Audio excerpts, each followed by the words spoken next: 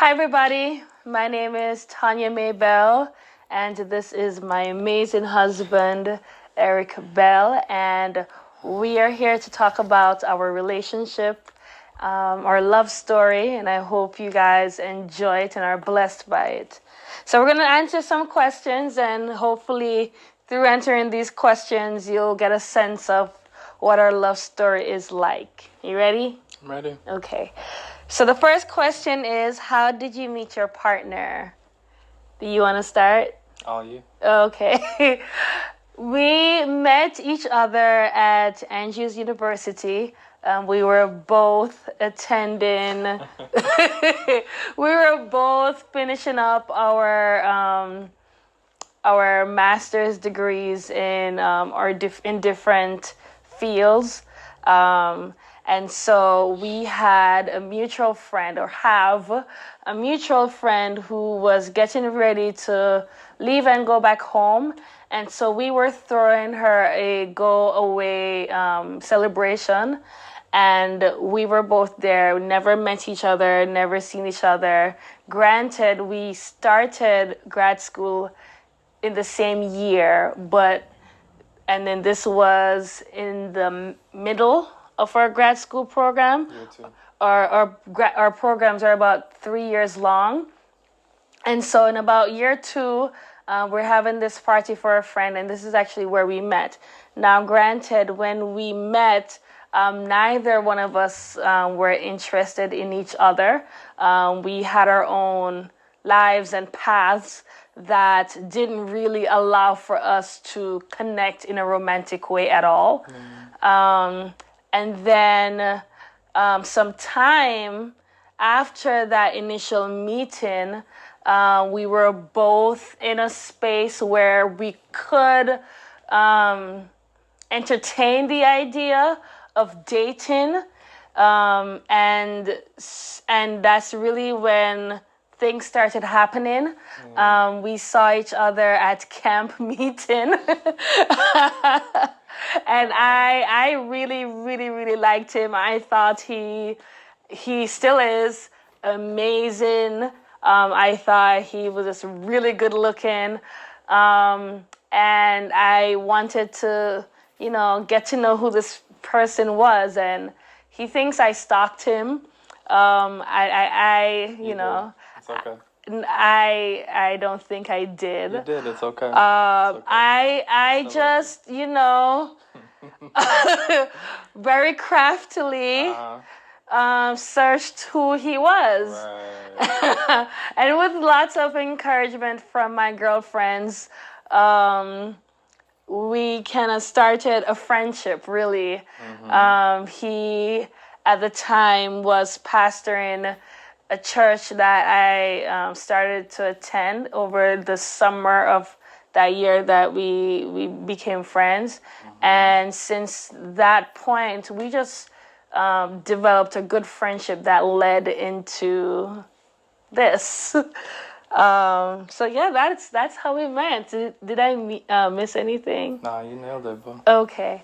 The next question was, does your partner reflect what you were looking for in a spouse? Wow. There are two answers to this for me, okay? Okay. The first answer was based on my own personal thoughts, or what I thought I wanted. And that was no. He was studying to be a pastor. He was also practicing to be a pastor, and I never really desired to marry a pastor.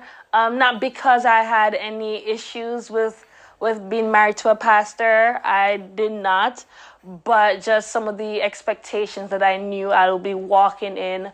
I had experienced similar expectations, and I did not think I wanted that, for the rest of my life. And then, some other superficial things that I thought, I didn't want. But then God really opened my eyes and helped me realize that he was what I needed. And even some of the things that I didn't think I wanted, after getting to know him and, after having him in my life, I realized that everything he is, I wanted and needed, plus so much more. So I hope that answers that question. How about you?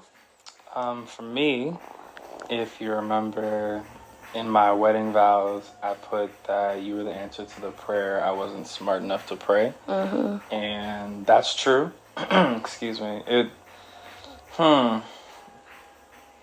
Every time I look at you, and that's pretty much every morning while you're sleeping and I get up first, I look at you and I'm like, Lord, how did I get this blessed? Because I wasn't wise enough to think about not only the type of person that you are, but I wasn't wise enough to trust God to be able to provide that. I was looking in many wrong places for it.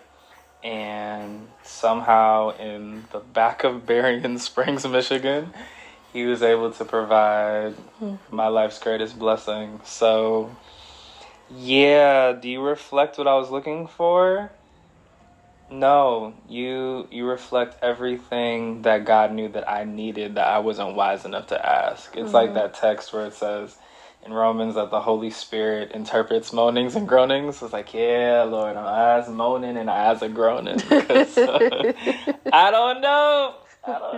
And at the point that I met her, what's funny is the point that I met you, I had been thinking in my mind, like, yeah, I'm open to it. I just don't think there's anybody here. And I think you were like similar lines. At that time, you were dating somebody, but you were getting ready to finish that out. And neither of us like had that moment where we looked at each other in the first time we met and we said, oh man, this is it. Matter of fact, she didn't tell you this part in the story. I ended up taking her home to drop her off. And she's in the car talking and telling me about herself, etc., etc. And I'm just there, like, dead tired. It's been a long day at church. I have to come home and study. Got finals starting, like, in 2 days.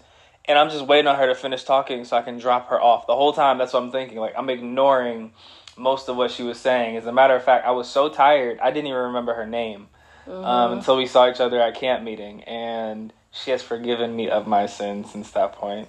For those of you who are listening and like, man, that sounds harsh. It's real. It's real. Everybody doesn't have the Cinderella tale, but I definitely love how our story turned out.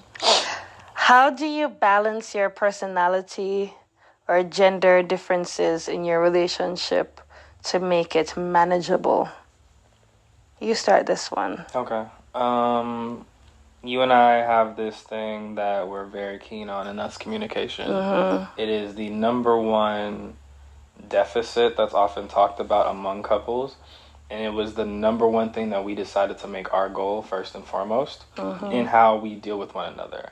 And so we don't go to bed angry at each other. We make sure that we talk things out, even if we have to stay up late. You and I have been up till 3, 4 talking. Not even always about like angry stuff, just like anguish that we may have felt from when we were younger that we're getting out of our system in a comfortable environment. And so for us, we balance those things by communicating how we feel in those moments.